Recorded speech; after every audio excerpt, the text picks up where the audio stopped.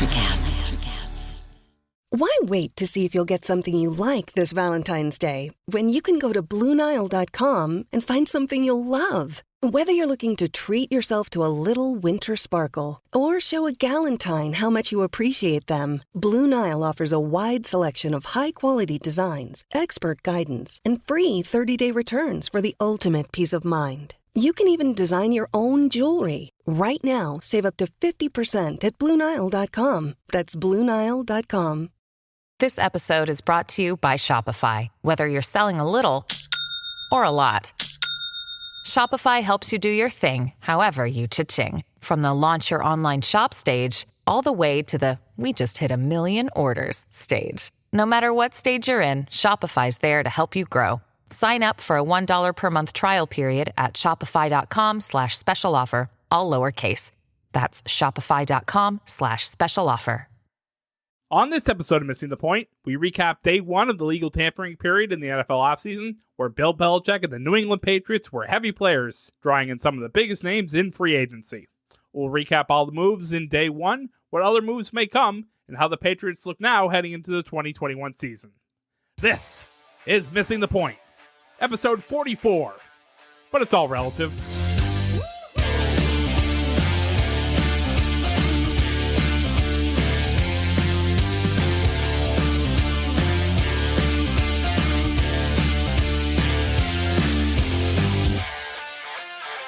Welcome into a special episode of Missing the Point. I'm your host, Joe Malkin. I'm joined tonight by Mike Marcangelo and Rayshawn Buchanan, and we're going to call this the tampering special, guys. It has been an interesting opening to tampering period here on March the 15th as we record this, coming to a close of the day. But guys, it's been an interesting day, and this was a day that our executive producer, Craig D'Alessandro, said was going to come on Wednesday. And little did we know that March 15th was going to come fast and furious. But what a day it was, guys.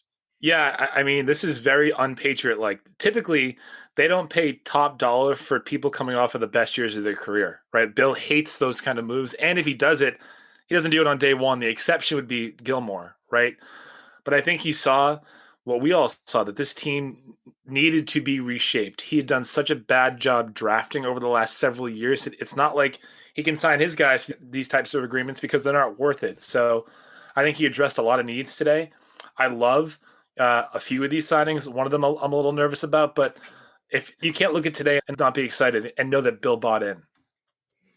They also sucked last year, so you can't forget that. Right, facts, exactly. My sentiment is exactly correct. Like he had to do something, and he did. I mean, I hope that he's not done, obviously, because they still have a lot more to go as far as filling needs. But you know, it was cool to see an aggressive day one, and you know, hopefully there's more to come.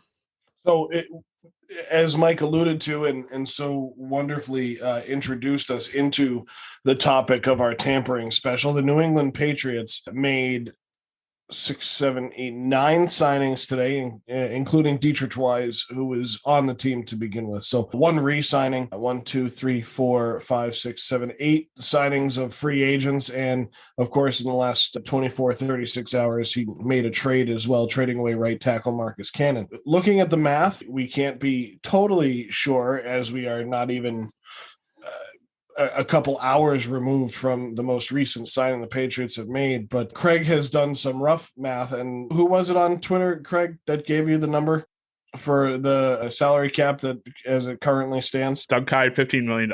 So Doug Kyde on Twitter, a great follow, says that I think this was before the Henry Anderson signing, was roughly $15 million. So they went into the day with a little over 70, and they're going to end the day with around 15 million left in salary cap. So as Mike said, it was about time that Bill Belichick went out and grabbed some guys and brought them in. And the NFL has seen a lot of big names go off the board today. I mean, obviously, there's still a number of them, and we'll go through a few of those. But, guys, let's start with the first signing of the day for the New England Patriots, a need that was clear and apparent since Rob Gronkowski left to retirement at the time anyway, 2 years ago, and that's at the tight end position. They drafted 2 tight ends last year. They had Matt Lacoste. They had a few bodies there, but no one that ever really filled into the spot. So today they go out and sign a 4-year, $50 million contract with Jonnu Smith, the former Tennessee Titan. What do we think of this one?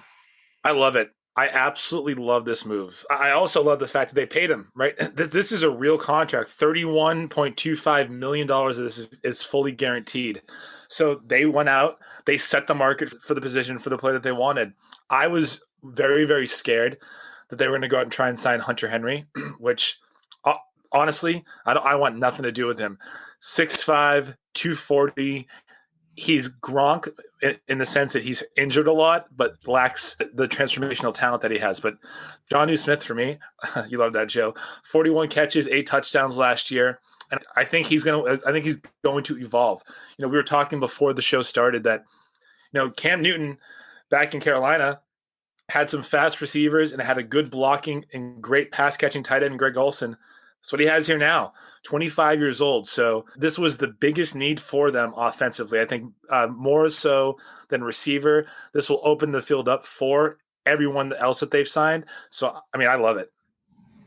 Yeah, it was awesome. Like I said, I think I was on my way to the hospital earlier when I seen it. And I was like, actually, I was sitting in the waiting room and it was, dun-dun-dun, got that alert on my phone. I was like, oh, the Patriots signed somebody, and the other guy that's in a wheelchair like me was like, no way. I said, yeah, like I couldn't believe it either. Like, we actually signed somebody. Can you believe it, man? So, so we were both excited. It was like, he's like, they got that guy from Tennessee. I said, they sure did, sir. So I said, hopefully we're on our way.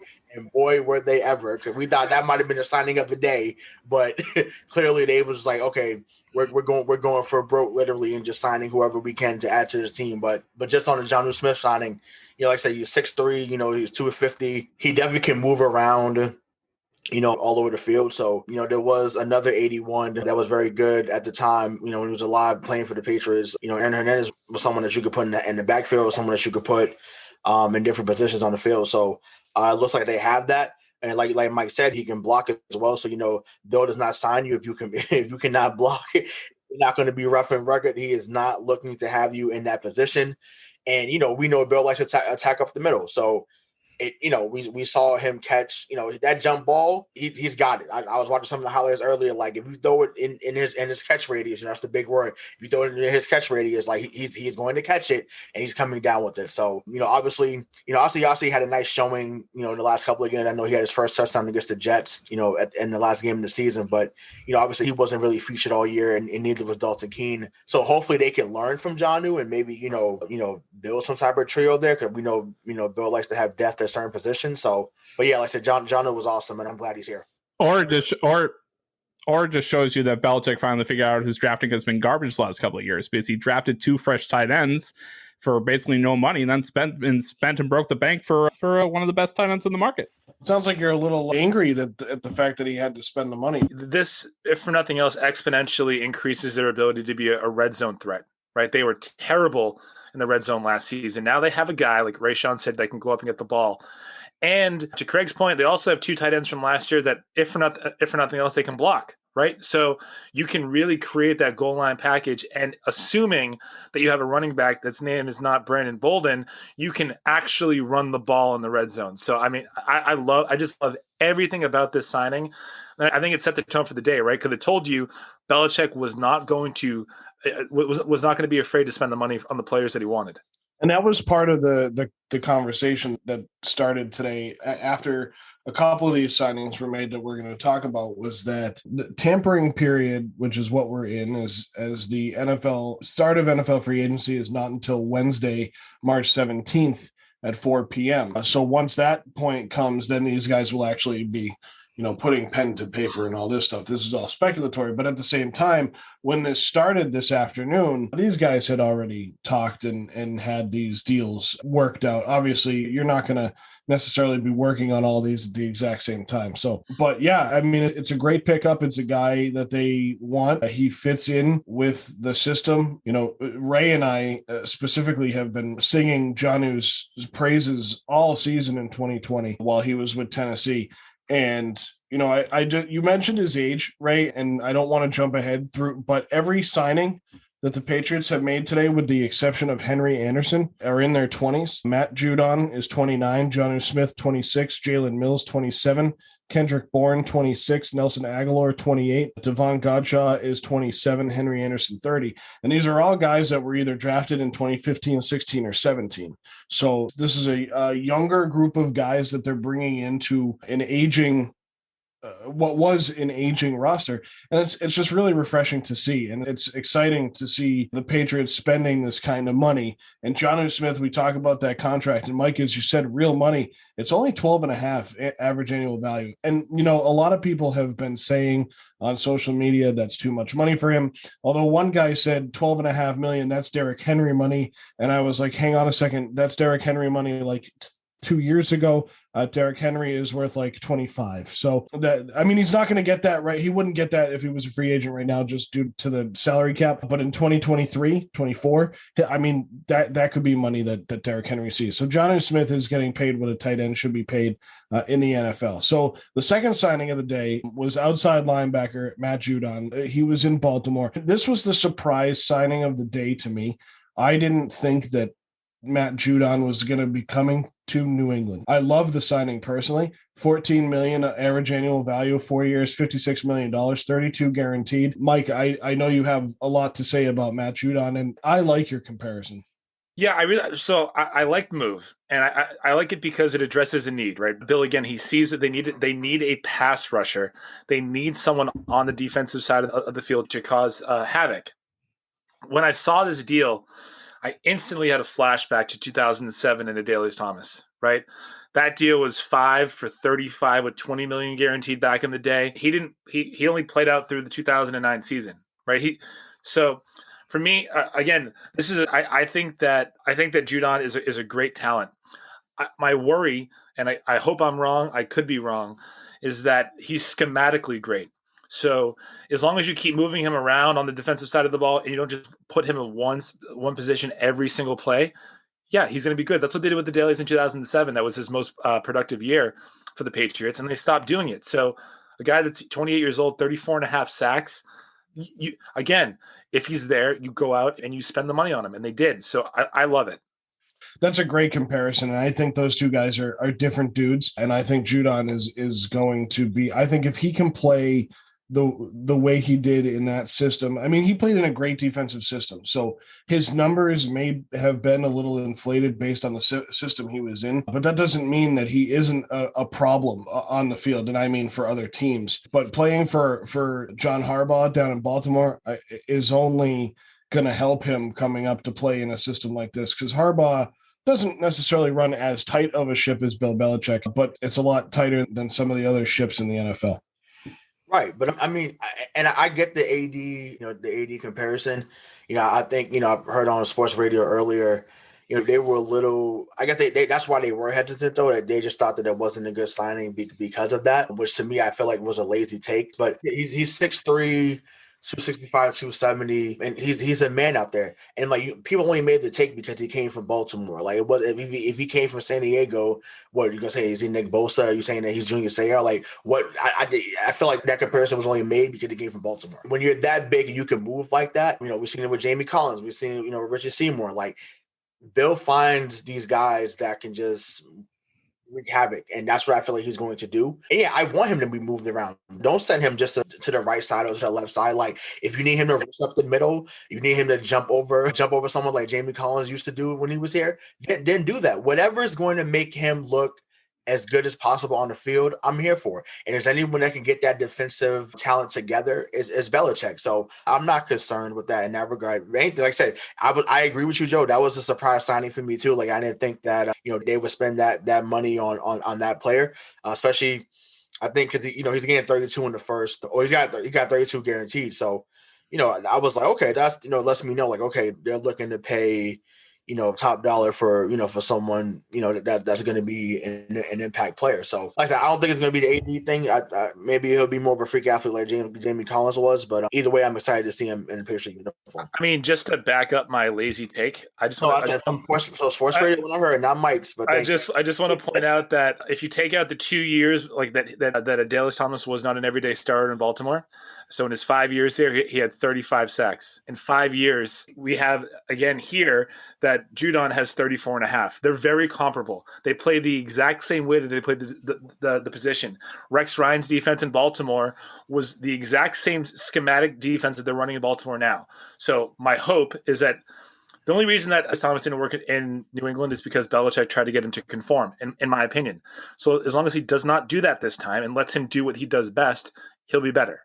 But I would be lying if I told you that I did not have a little bit of PTSD when I saw an outside linebacking pass rusher coming from Baltimore signing a big deal. Well, Mike just admitted what Ray said right there coming out of Baltimore. So, I mean, I think it's a good take. It's a good take, but I'm with Ray on a lot of that besides the fact that it's a lazy, I know, never mind. Oh, we're not going to get into it. But what is really, Ray, I think you just hit the nail on the head because we're going to go over these other signings for the Patriots here, but the $32 million guaranteed for Judon, the $31.25 for Jonnu in the first 2 years of their contracts is basically how this is going to work out, roughly. The AAV is 14 and 12 and a half respectively. Then that total guarantee goes up to that 32 and 31.25. And from what I understand, these are front-loaded contracts. And that is so if Judon ends up being like Adelius Thomas after a couple of seasons, they can figure out what they want to do with that contract one way or the other. Jonnu Smith is obviously younger, so he'll probably play out those 4 years here. What these two signings showed me is that a lot of what we saw in 2020, where the three of us were getting visibly angry at our televisions on Sunday afternoons and having to listen to Dave and Bobby tell us, oh, it's okay, you're one of us now. Well, I don't see the Bears or the Cowboys spending this kind of money on day one, partly because they don't have it. So point being is Bill just showed us he's on a different level. He's on his own level, and 2020 was kind of what we alluded to at times, and I don't want to get too far ahead of ourselves, so this is kind of a speculatory comment, but I think Bill saw what he expected to see in 2020 with the team that was put together that played in front of no fans. And now we have this team coming in, and we're going to next talk about Jalen Mills, the safety from Philadelphia, who signed another 4-year contract for $24 million, $6 million average annual value, $9 million guaranteed. Guys, this is the same thing. It's a 2-year contract with 2 years on the back end. Jalen Mills won a Super Bowl against us, against the Patriots in 2017. So did Nelson Aguilar, who we'll talk about soon. But Jalen Mills won a Super Bowl in Philadelphia, and Bill obviously liked him enough to go out and get him. So now I want to pose this question for both of you to also analyze, because now we have 3 starting safeties: Jalen Mills, Patrick Chung, and Devin McCourty. So let's talk about Jalen Mills and tell me what happens, because I think one of those two guys is going to be on the move. Yeah, I mean, I think Mills he's a good player, right? I just have it ingrained in my mind. I think it was either Tua or it was Fitzpatrick that just him and Devontae Parker down in Miami just burned him recently. So that's ingrained in my mind. But at least he turned his head. Patriots defensive backs typically don't do that. I think that this is a way for you to shore up your secondary. If I was the GM, this tells me that, Patrick Chung, it's time to go. I'm not a Chung guy. I've never been a Chung guy. I don't think he brings you anything. And I don't think that your secondary suffered last year without him being there. So if this move is Patrick Chung is gone and now we have Jalen Mills, I'm all for it, man. I think it's a really good one. Yeah, I mean, it's a shocker that she never been high on Chung. But needless to say, man, I think they showed a graphic earlier where Mills has played a lot of different spot. Like he's played slot, he's played safety, he's played corner, left corner. So, Bill likes to move guys around anyway. So I think that's what he's going to be doing here. So it not necessarily meaning someone's on the move. I just think that's okay, Adrian Phillips. We weren't expecting him to be that good last year. He was awesome last year. So you still got him. You still, we didn't even talk about Kyle Duggar, right? So, they're just gonna. I mean, that's been the strength of this team for a long time, and what it may mean is that it may not be one of those guys. It might be Gilmore that's on the move, but and then you move J.C. Jackson to be the number one, which is why that happened. So, I mean, I think like I said, I like the move. Haven't seen too much of him lately, but I do know that he moves all over the field. So hopefully, he's able to be productive here because he doesn't have to be the guy. He's just a guy here. So we'll see how it goes.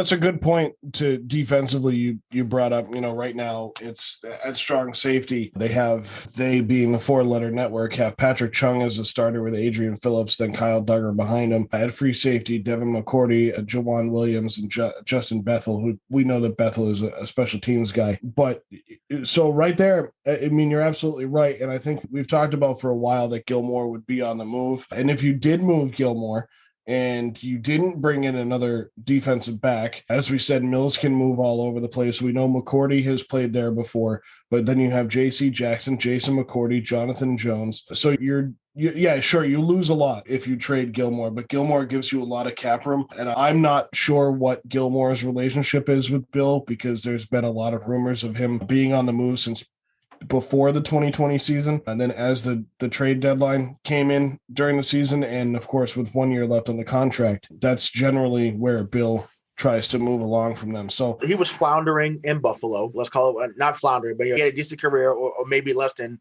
average career in Buffalo. Bill saw enough to think, okay, I can get him here. So whether his relationship has soured or not, be grateful. But that's not. You signed for 65 mil on day one. He pushed you in position to make that play against I forget. It was in Jacksonville, but against Jacksonville, but I forget who the wide receiver was. But makes that play. You get the pick in the Super Bowl, so you become a champion. You become Defensive Player of the Year, and you got $65 million. He's okay. He's all right. Sure, but we know that's not how it goes in professional sports, Ray. I mean, that's not how it's going to be. Like you can still. That's how with Bill, though. Sure, but you can be put in those positions. I mean, honestly, you can be put in those positions in any line of work in the world, right? You can be put in a position to succeed, and then when you hear rumors of you being moved on from, that's going to hurt. No matter how good or bad you've been treated, how much money you've made, that can stink. Now, it is part of the business. And Gilmore may know that, and maybe you're right. Maybe he is grateful, and it is time for them to move on, and 1 year left on the contract. And if he doesn't come down, that would be a lot of money to free up in order to go out and get a couple other guys and still have good value at the position. And that's what Bill is going to look for. So Jalen Mills coming in, definitely going to help that secondary. Now, two guys that were brought in to help shore up the offense a little bit, maybe not even shore up, but at least help the offense, are wide receivers Kendrick Bourne, who was last with San Francisco, and wide receiver Nelson Aguilar, last with Las Vegas. Guys, let's talk about Aguilar first, because I think this was the more intriguing signing of the two. Nelson Aguilar, 28 years old, signs for 2 years, $22 million. I think he's overpaid here at $11 million AAV, but at the same time, Ray, you said it earlier in our group chat that he had a resurgent season in Vegas this past year. He had a career high in yards and tied his career high in touchdowns with Derek Carr as his quarterback, and in an offense that had Darren Waller and Josh Jacobs, and a pretty good offense in Vegas for a team that probably should have been better than they were. What do we think of Nelson Aguilar? I mean, the last thing I really remember of Aguilar was when he was in Philadelphia the last year, and fans were calling him out for the fact that he didn't have very good hands. And then he goes out to Vegas and has a pretty good season. What do we think of this one? Yeah. Go ahead. No, so okay, I thought that was, I mean, I get it, because I think he had back-to-back 60-catch seasons, and then like the following year where they was getting on him, as Philly fans do better than most fan bases. Like, I think it dropped down to like 39. So yeah, it made sense that they was on his head about that. But it's hard to catch 30, 40 passes, 50, 60 catches passes in the NFL. So clearly, the challenge is still there, because like I said, he gets there to Vegas, and he took the top off the defense, and we have not had that since Brandon Cooks, and I mean, Philip, you could say Philip Dorsett, but Dorsett is not what Cooks was. He's not Dorsett. Yeah, and actually, shout out to him for getting signed down to Jacksonville too. So, congrats to him on that. But to me, I like the signing. I thought it was 2 years and 26 mil, not 20. It is 2 years and 26 mil. Okay, this number's up. It's 13 AAV. Gotcha. Yeah. So it's just like, now I think, far as, I don't know, like, they use that term real money. I don't know how much real money is involved in this. I don't know if it's a fully guaranteed thing, or is it like, like 11 to 12 guaranteed. It doesn't say. So there's no way he gave him 26 guaranteed here. No way. Yeah, no way. So that half of that, it might be really just a 1-year deal, honestly. So, but if that's the case, then it should be even more than 15 mil that we have as far as cap space left. I mean, I know that's what the guy had mentioned to Craig, but I like the signing. I think that he's going to be someone that's going to be, very good here. And once again, any person that we brought in here, Patriots fans, hear me good, was going to be better than we had last year and the year before, and maybe even the year before that, even though we won a Super Bowl. Like, just enjoy this. Well, but see, Ray, that's where it goes with fans. That's where with fans. Oh boy. We get caught into it too, but I'm going to call out the fans a little bit because we look at the free agent wide receivers and it's like, yeah, bring in Juju. It's like, but those guys are going to command more money. You just signed Kendrick Bourne and Nelson Aguilar for 26 and 22 and a half, where Juju's going to command probably both of those salaries minus maybe a third.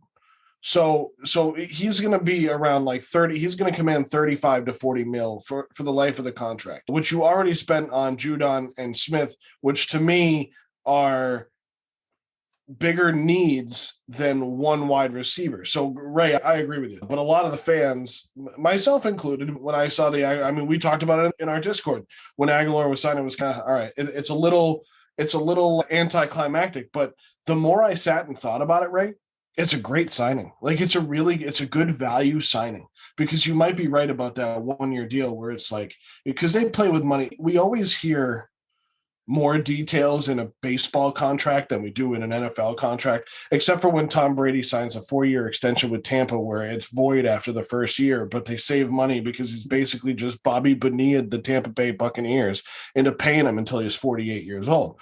Great investment for Tom anyway. But when you look at a guy like Aguilar, I really liked what he did last year in that offense. And if you can put enough weapons, and what was the weapon in Vegas that allowed Aguilar to get free to catch passes? A guy like Jonnu Smith, Darren Waller. So I think if we're looking at the Aguilar signing, right, a couple of things that are really good and one thing that's potentially scary. He had obviously 8 touchdowns, 896 yards, but I think what's the most important stat there is that he averaged almost 19 yards per reception. That's really good. That's what you need. The scary part is he was targeted 82 times, only caught 48 of them. It's one of his worst catch percentages since being in the league.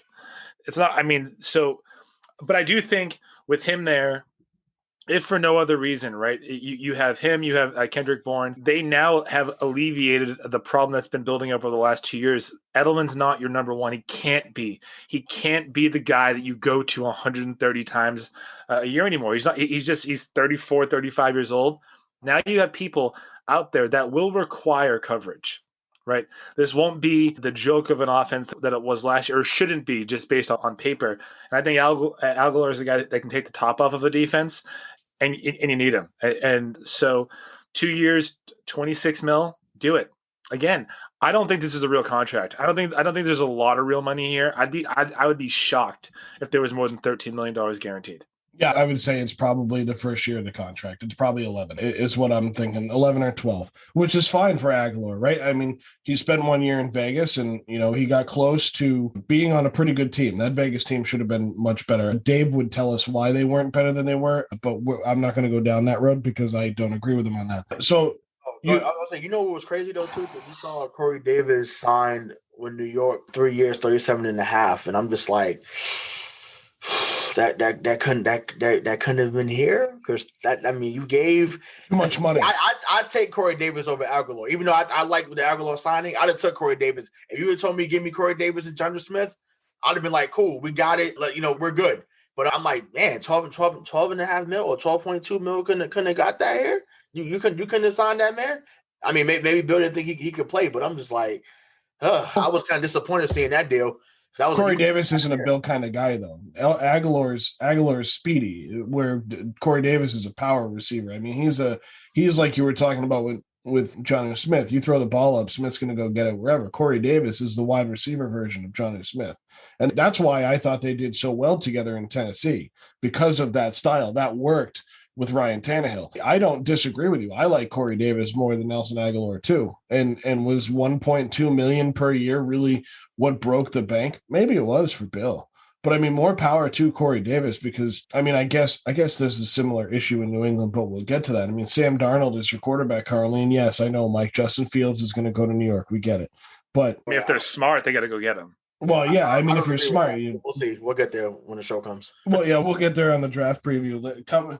Coming to a podcast place near you.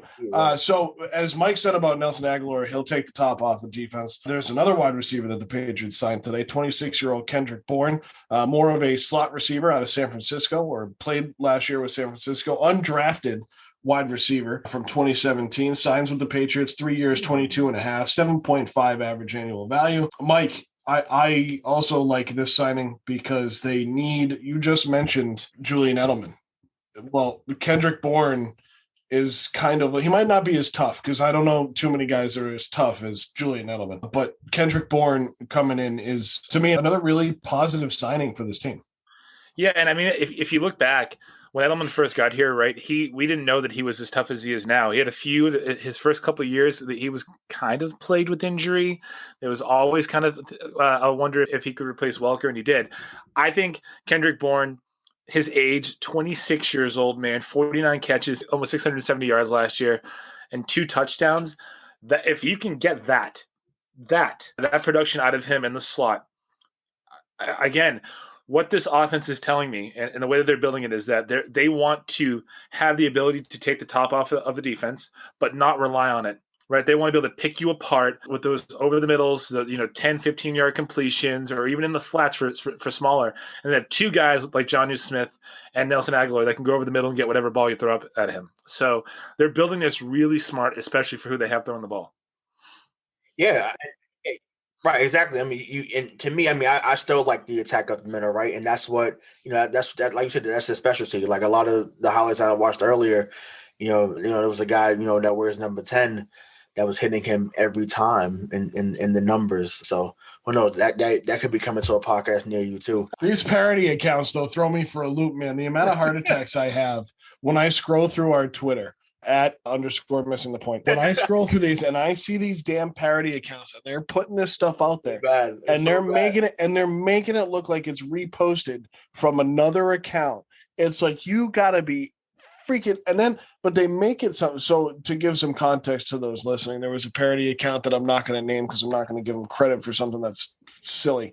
They made it look like the NFL had put out a story that the Patriots traded for Jimmy Garoppolo and traded a first-round pick for him. First of all, you're not trading a first-round pick for Jimmy Garoppolo, mostly because Bill Belichick is never going to trade more for something he's getting back than what he gave away in the first place or what he got in the first place. So that's just not going to happen. But yeah, no, to your point, right. You're absolutely right. I mean, we saw Jimmy G throwing to this guy out in the Bay Area and know that he's a weapon. I mean, he's a weapon. He was out there with Deebo Samuel, George Kittle. I mean, I look at the offenses that these 2 guys came from, Aguilar and Bourne, and they're building that style of offense here right now in front of our eyes. That I don't mean to get too excited about it. I don't want to get overly. Get excited, dude. The downers aren't here. Get excited, dude. No, because the problem is I don't want to get Bobby excited, because when Bobby gets excited, sometimes it goes over the top. Bobby, you don't need an intervention or anything. You know that you get too excited. So when you're listening to this, just know that we love you, but you get too excited. And I don't want to yet, because I look at the names and I see the numbers and I see what they've done. And it's interesting to me because these are Bill style players that are being put in, and I'm specifically talking about, so we can talk about Judon and Mills, right? And one more guy I want to roll into this is Devon Godshaw, the defensive tackle that they just signed from Miami for $16 million for 2 years. I think this guy is underrated. Like, he is a plug up the middle. And these 3 guys fit the style of defense that Bill tries to run. But these offensive guys, Jonnu Smith, Kendrick Bourne, Nelson Aguilar, guys, what they're really bringing these guys in for is to build an offense in a style that a guy like Cam Newton can run.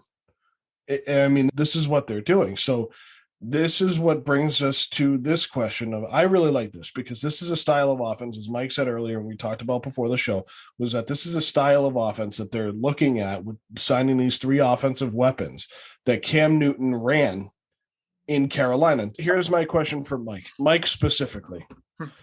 What do these weapons mean in terms of Cam Newton as quarterback of the New England Patriots? So I think that these acquisitions and these additions to the offense mean that you're going to start seeing a similar type of system that you saw back when he was really successful in Carolina. Now, I'm not saying that he is the former MVP that he used to be, but again, I think we need to kind of grade Cam and what we saw last year on a curve, like for what it was. Couple of things. And here, get ready, Ray. A couple of things. Remember, he did not have a full offseason. He did not have any preseason. And we know when we look back and we talk about the season that he had, it's everyone well, he can't throw. There's not that many yards. He's anemic. I did a little math. And for those of you listening at home, I promise you that this math was done with my benefit in mind. So that's already out there. Number one. Number two. If you remove Julian Edelman from 2019, Tom Brady threw for 2,900 yards and accounted for 18 touchdowns. Cam Newton did not have Julian Edelman last year, and he was throwing to, all those people that he was throwing to. Cam threw for 2,600 yards and accounted for 18 touchdowns. So what I'm telling you is it wasn't as bad as it looked. It was actually, for a guy coming into a new system with an injury, it was pretty good considering the circumstances. And now all you've done is surrounded him with players that fit his narrative, fit his playing ability. And I think you're going to see a resurgent Cam Newton. Now, I'm not saying he's going to throw for 5,000 yards, man, but if he throws for 3,500, 18 touchdowns he throws for, he still runs for 8, and he drops back on the fumbles. Now we're talking 10, 11 wins.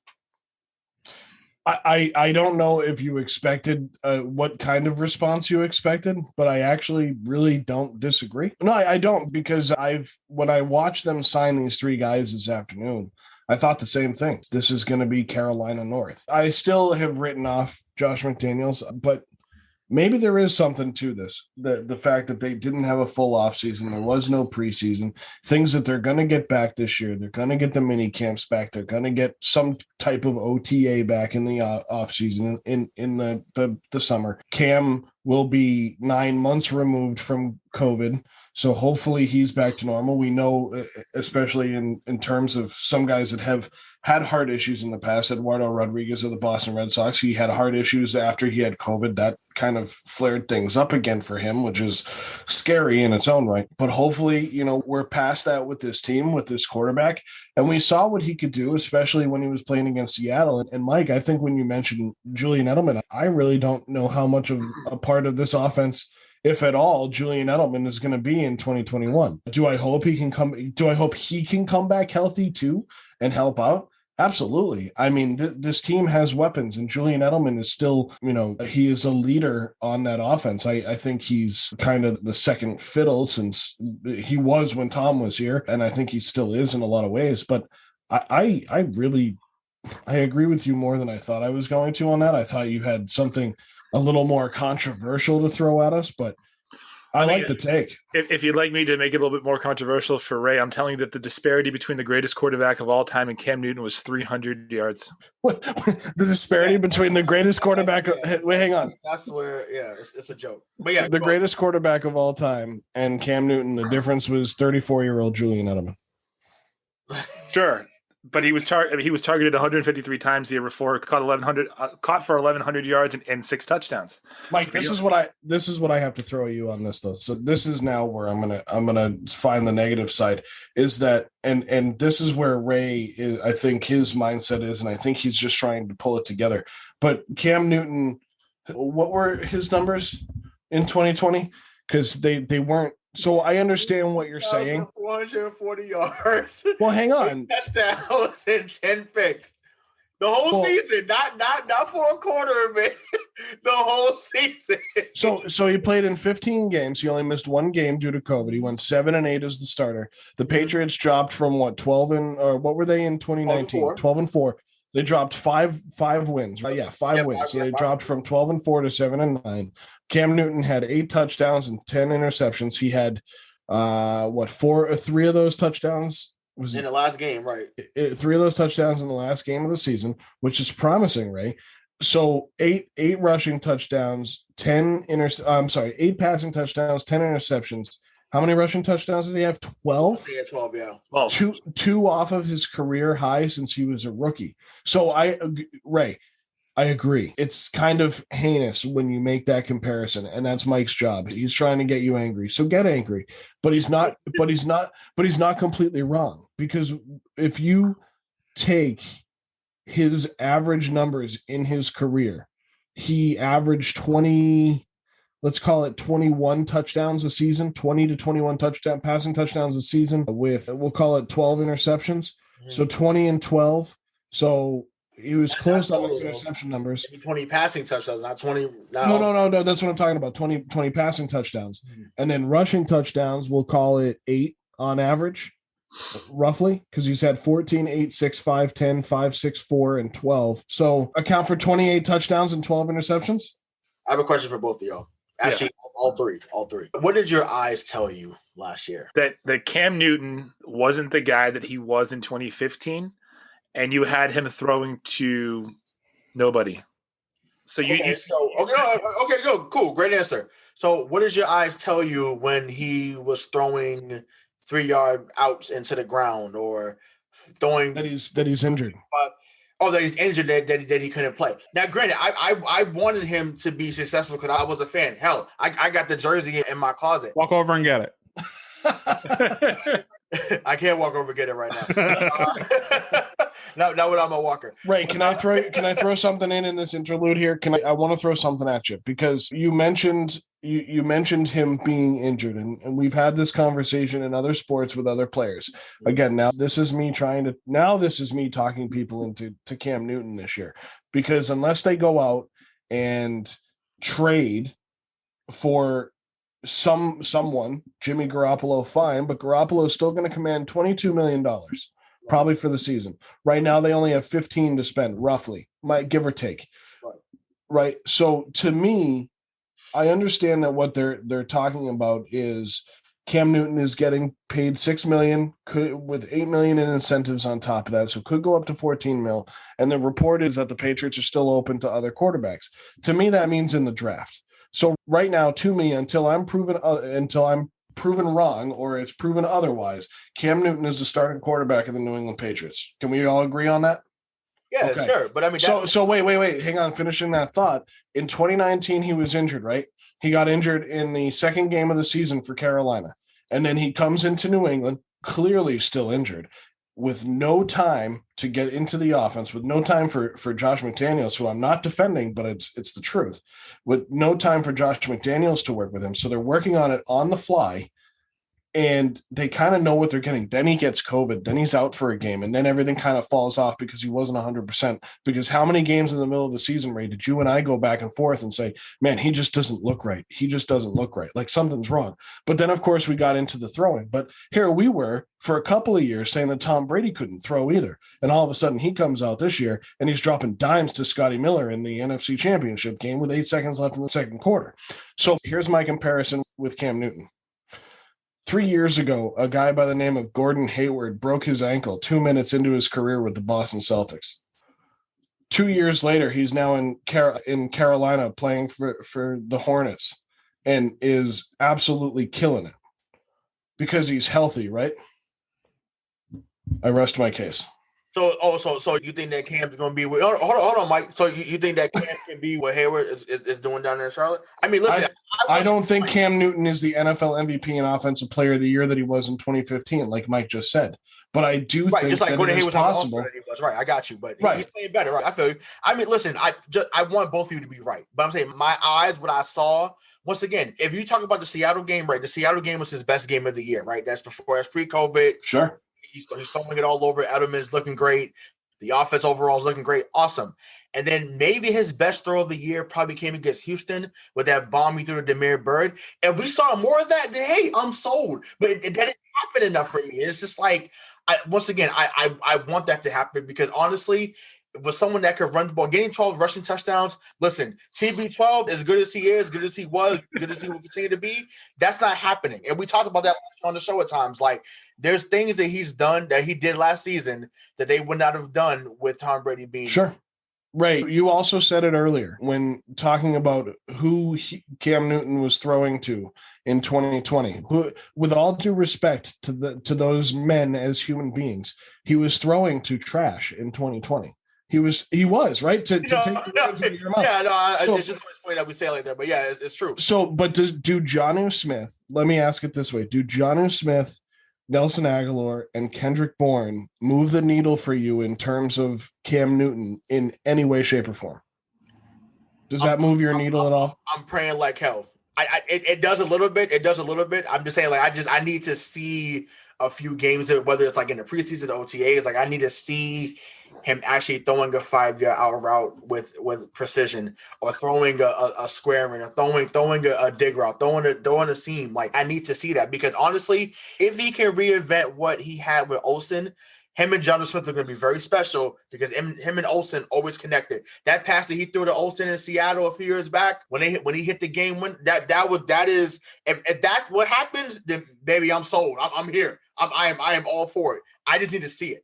Right now, I can't give that right now. Right now, I have to see it. That's all. I think we were so used to seeing or to having a guy here for the better part of 2 decades that could throw somebody open, that last year we took number one, we took that for granted, but then we have to realize that we have this guy coming into a new system, and his receivers couldn't even get open. Well, Cam's also not that guy. Yeah, Cam's not that guy. Sure. He's not that guy. And, I think if you go back and you watch a lot of the film, I still, to my core, believe that he has a hard time reading blitzes. Oh, he doesn't read a defense. He relies on his athleticism over reading a defense. But go back and look at all the double pumps, because the guy that he was supposed to throw to was not there. He was not open. So I think now, if for no other reason, you have 3 potential people on the offensive side of the ball that will get open and alleviate the pressure for Edelman, and will allow him, maybe, he's not going to get 100 catches, but if we can get Julian Edelman with like 75 catches, 600 yards, and 5 TDs, I think we're going to be fine. So I think we were so accustomed to seeing perfection for so long that what we saw last year was bad. I think the greatness before that magnified how bad it was last year. And then we just need to take into consideration the cast of characters that he was throwing to, because you're not going to see a lot of throws like you did to Bird, because Bird was only open twice a game. Right. So that should have been your original take, not the take off the 300 yards. That should have been your original take. No. My take was that if you eliminate, I can repeat it for you, because the math adds up. What you just said was perfect right there. So guys, so we talked about the additions for the Patriots and what they're going to mean for Cam Newton. I think we're all kind of in agreement. It's not going to be as bad as it was. It shouldn't be. But on paper, it shouldn't be. But right.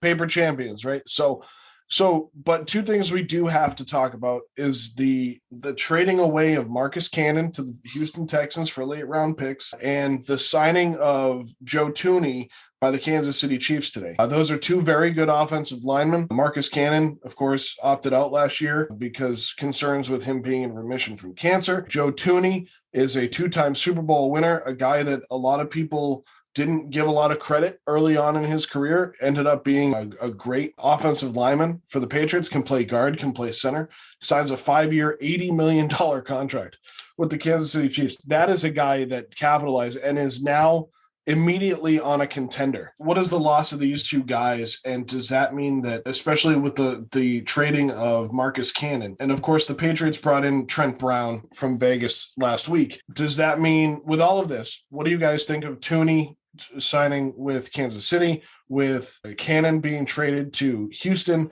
and of course Isaiah Wynn? Does that keep him now on the New England Patriots as the starting left tackle, and you move Trent Brown to right tackle? Yeah. I mean, I think Thuney that's a huge loss for you, right? But it's a calculated one. I bet they wanted to keep him, but when you have a team like Kansas City who's going to be a perennial Super Bowl contender, and they have the ability to offer the contract that they do, I mean, you go do it. But the Patriots have the opportunity now to show how versatile that their offensive line can be. I think if Trent Brown plays the way that he played in 2018 and steps it up just a little bit more, I think you have a chance between him and Wynn to be good. And I think, again, if you don't require Cam to sit back there for 6 seconds, or I'm exaggerating, like 4 or 5 seconds like he was last year, I think his ability to get rid of the ball quicker will make the offensive line look better. Absolutely. Yeah, I agree. Yeah, for sure. But obviously, because I think Shaq Mason's still involved in this line, on this line. So yeah, so Shaq Mason's probably going to be your right guard, and then you got Onwenu, you have so this line was a strength last year. I mean, they were fifth in rushing. So I mean, the line overall still has a strength. I mean, even with us missing probably the best offensive line coach ever in Dante Scarnecchia. Shout out to my friend who always points that out. But yeah, listen, 5 years, 80 mil, 32.5 guaranteed, and you get Kansas City barbecue.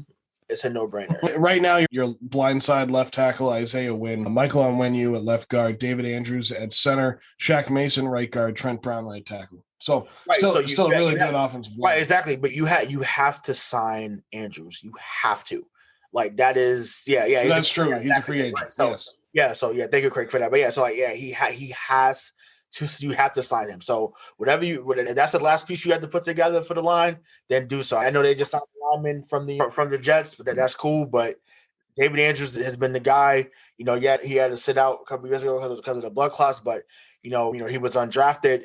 He came here. He's been a part of 2 championship teams. He's held it down.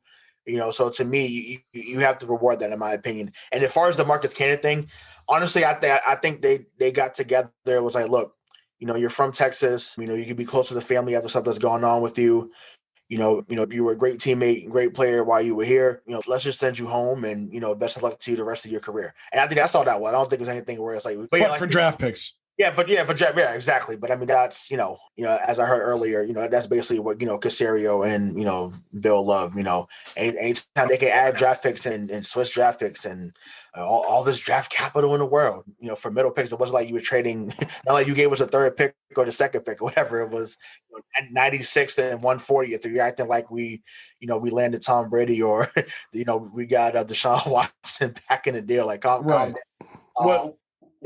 What concerns me with David Andrews is that when Joe Thuney signed today with Kansas City, David Andrews retweeted 2 eyeball emojis. So I think I don't know if that means David Andrews is looking and wants to go somewhere else. You're not getting $80 million though. So hell no. But one back to whatever, he ain't getting that. He might get $10 million a year, maybe 8, maybe 9.5. He ain't getting no 80. So that's still pretty good. I mean, if Bill's not going to give that to him, I go somewhere else too. But Najee Turan was the guy that is being shown to slot into that position if David Andrews does sign elsewhere. He'll be the second-year offensive lineman for the Patriots. So, yeah, I agree with it. I think Mike said it best when he said that they need to go out and bring back James White.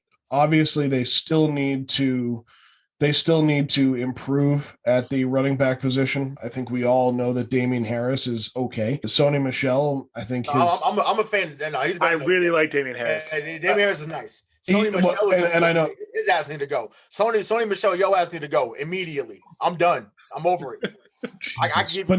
Bring back James White. So then you have Damian Harris and James White. But I still feel like you need to bring. There's a lot of good running backs that are free agents currently. So I think that there is a possibility. Name a few so I can get excited. Name a few. Name a Rex few, Burkhead. of course. He got hurt. What the hell's wrong with you?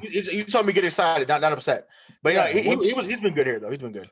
No, so I'm a big fan of Rex Burkhead as well, because he has the ability to be good, but at the same time, we need something that's a little more. Yeah. So right now, here are your top free agent running backs: Kenyon Drake, Todd Gurley, Duke Johnson, Tevin Coleman, James White, Matt Breida, Mike Davis, Rex Burkhead, Brian Hill, Leonard Fournette, Tywan Jones, Malcolm Brown, and TJ Yeldon. That's as far as I'm going to go.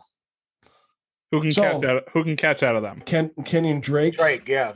Tevin Coleman, James White, Mike Davis can all catch out of the backfield. I would assume that Cam might like a guy like Mike Davis. I don't know. What feels like a really Patriot move to me for running back. Todd Gurley? No. Right. Facts. Yes, but so right, Joe. Yeah.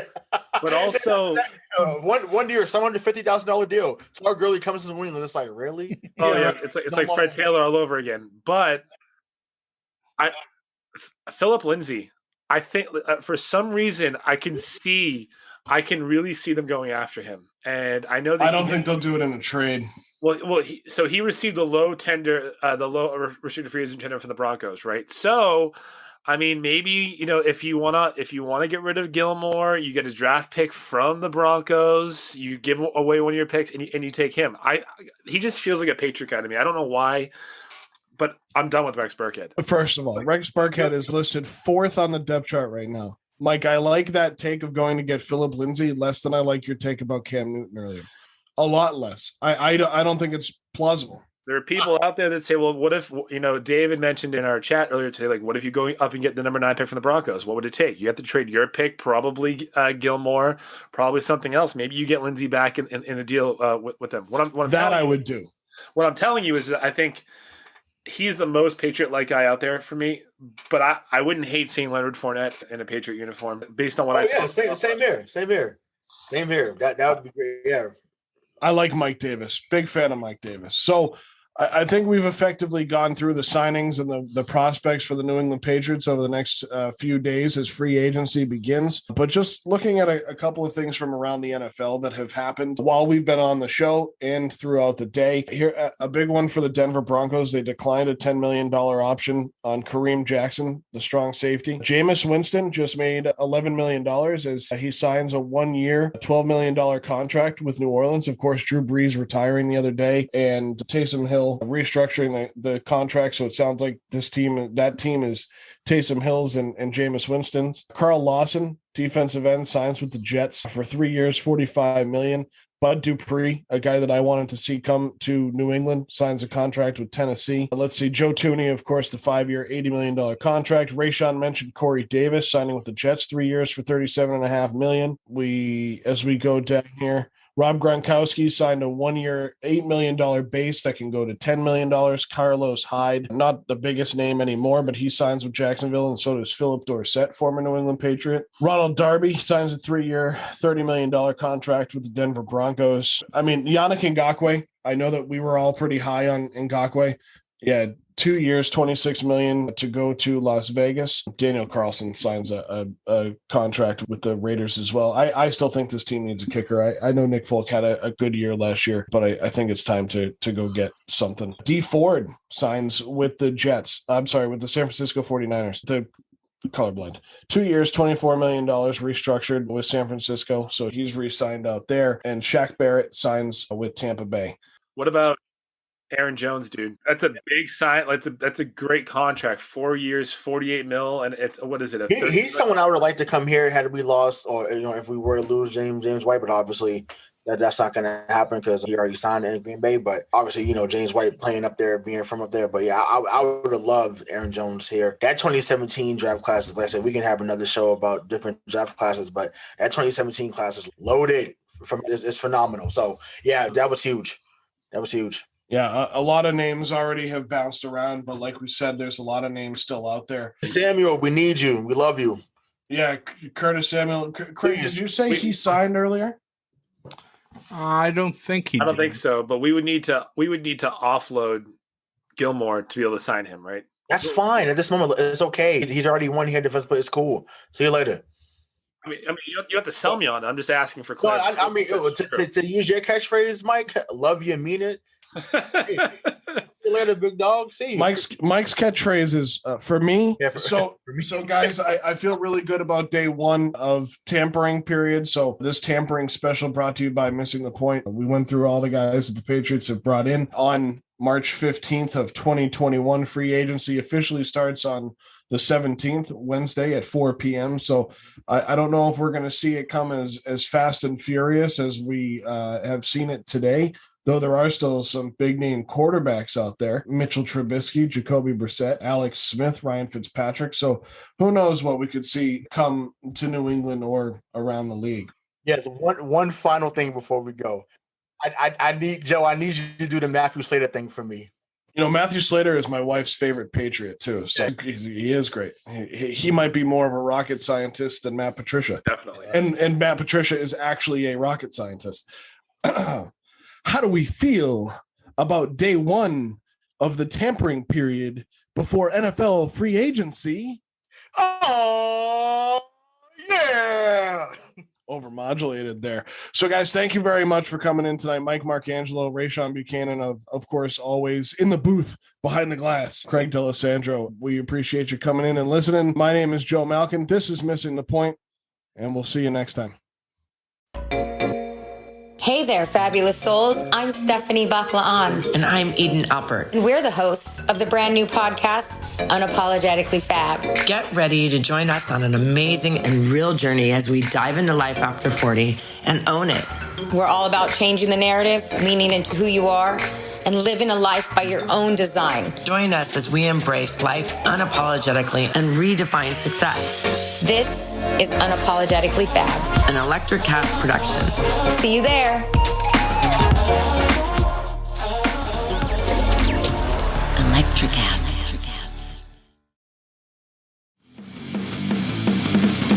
Introducing the Deep Leadership Podcast.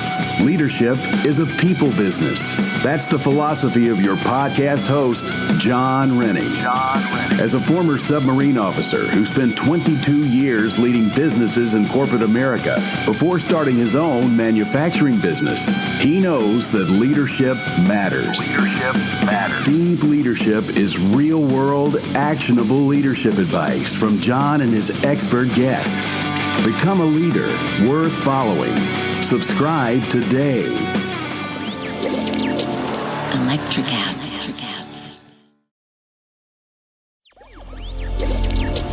Electricast.